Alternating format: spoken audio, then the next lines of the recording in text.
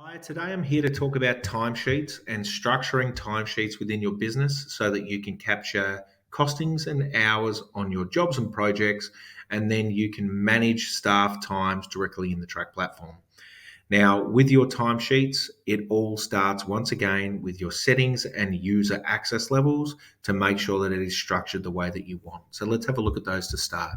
Under your name in the top right, where all our settings are, we've got our company settings and timesheet settings. With our timesheet settings, we've got some simple details here. How do you want the guys to put in the timesheets? Do you want to start and end time or hours only or both? Do you want to alert people when the timesheets are approved or due to be submitted? When does your week start? When does your default hours start? You can edit and change these details to suit your business needs. When do you want a reminder to go out for timesheets to be renewed? If you've got staff who don't fill out timesheets, you've got to ring them every week. This will remind them the day of, at the certain time, it's to suit you. Then you've got automatic timesheet updates. In Trak, we realise that lots of people are really poor at doing timesheets. This section is designed to help staff remember where they've been during the week and what is happening. Some staff members are great, they do timesheets every day on every job. Some staff are not. They get to the end of the week and they go, where was I last Monday?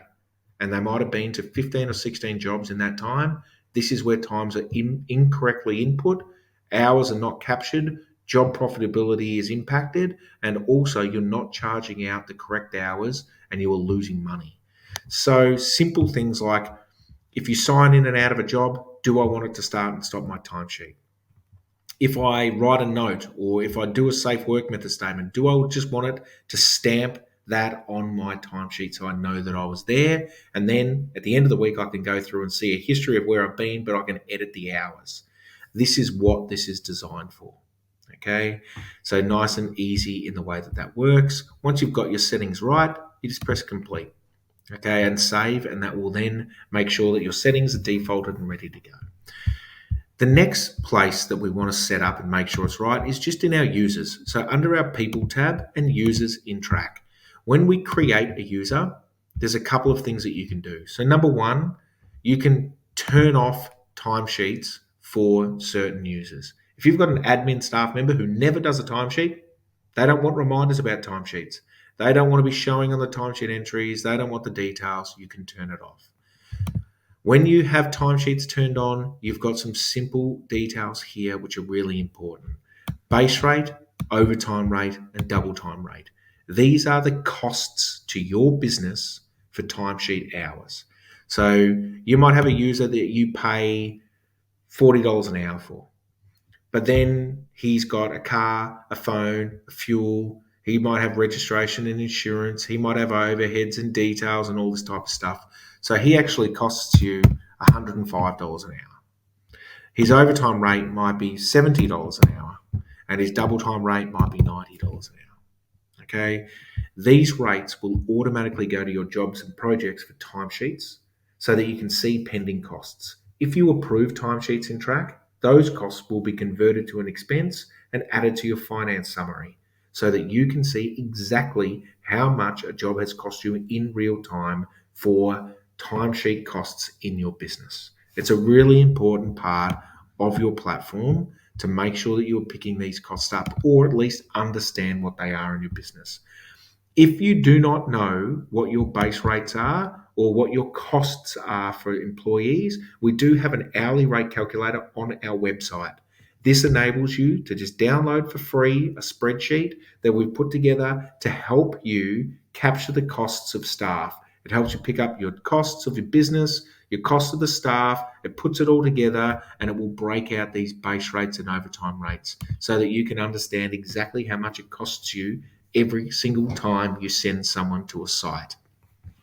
Now, once you've got these details set up and saved in the platform, quite simply, it's just a matter of capturing times on a job. Now, there's a few different ways that you can do this. Under your jobs, you can sign in and sign out of a job. Okay, every staff member, if you want to, can sign in and sign out. There's two good things for this. Number one, it's easy. They sign on. It starts the timesheet running. Okay, now if I forget to sign out tonight, it will automatically sign me out of the platform when my finish time is meant to happen. Okay. If I sign out after that, it'll adjust it and it'll put it on my weekly timesheet. It'll also add it to the job so that when I sign in and sign out of the platform, I can see in my timesheets tab down at the bottom here, I can see all of my timesheet entries that have been added to a job and the details associated to it. Okay, so nice and simple in the way that that works. Now, you'll also see in your sign-ons tab a history of sign-ons onto the jobs as well, so that you can see at any job on any project how many times someone has been there, how many times they've signed in and out. This is a really important part of your jobs because a lot of businesses are going back to jobs multiple times, even though their timesheet hours are calculating up to what they thought the job was going to be for hours on site. It's the to and from site and the multiple attending sites, which is what's making it very difficult for them to earn money. So from your timesheet entry, when you are in your details tab of a job, you've got signing in and signing out. Really simple. It will GPS stamp the location of the staff member. It will tell you where they are in relation to the job, and you'll be able to see the details associated to it. So signing in and signing out is one way of doing a timesheet.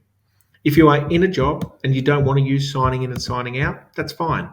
You can go into your timesheets tab and you can add a manual entry just by clicking new entry. It will pick up the job. You can choose who's on the job. And then from here, you can put in a start time, you can put in an end time, and then from here, you can put in notes, or you might want to, put in tick boxes or lunch breaks or, additional custom fields. You can upload photos and you can save your timesheet entry. So you can do a manual timesheet entry, or you can do an automatic timesheet entry through signing in and signing out of the platform. Okay, so nice and simple. All of these will pick up the hours, all of these will pick up the cost, and then you'll be able to see what your cost is and how many hours have been on the job for the duration of that job. That can be filtered out by individual users, by areas or stages of the job, by different statuses, by date ranges. It's really important piece of being able to just capture how the jobs are performing. Not to mention, it's easy. If you're doing timesheets and you're doing do and charge work, you want to know what your costs are, what your times are, so it's easy to invoice. Okay. Now, the other space that you can add a timesheet entry is from your actual timesheet. So under your name, you've got timesheets. Your staff will have a timesheet. Only your required admin team will have a timesheet admin. So nice and simple. You will be able to see your timesheet entries. You'll be able to add items. You'll be able to choose a job. You'll be able to, put a start and end time in. And then from here, you can just save that entry. Nice and simple in the way that that works. Once you get to the end of your week, you can submit your timesheet for approval. Okay. It can be edited, changed, and approved and sent in to the admin team. Your admin team will be able to view your timesheets from their settings in timesheets under timesheet admin. They will be able to review your staff. They will be able to see who has submitted their timesheet. It will turn it into a green tick. They will be able to send reminders out if they need to people who still haven't submitted their timesheet. They will then be able to view the timesheets, make sure that they are happy with the entries that have been added. They can edit or change them, removing lunch breaks, adding overtime, managing details as needed. And then from here, they can approve those selected timesheet entries. That will convert the hours on those jobs so that you'll be able to see the details associated to them. So when you go into a job and you look at your finance summary on a job, you will be able to see all of your costings, including timesheet costs and expenses on every single job. So you can see what's quoted, what's been approved, you can see what's been invoiced, what's being paid, what your costs are, and whether or not the job's in profit or loss. This will calculate all of your finances and it will pick up all of your approved timesheet costs. If you've got timesheets that haven't been approved and you've got no costings against them, they will not impact your finance summary because they are still pending. If you've got any further questions or queries in regards to timesheets, please feel free to reach out to our team. We do have the ability to add additional fields in your custom fields for timesheet entries so that you can create drop downs or check boxes or multiple choice questions. We do have the ability to export timesheets, and you'll see that there is a timesheet integration coming to Xero shortly, which will be on a separate video for support.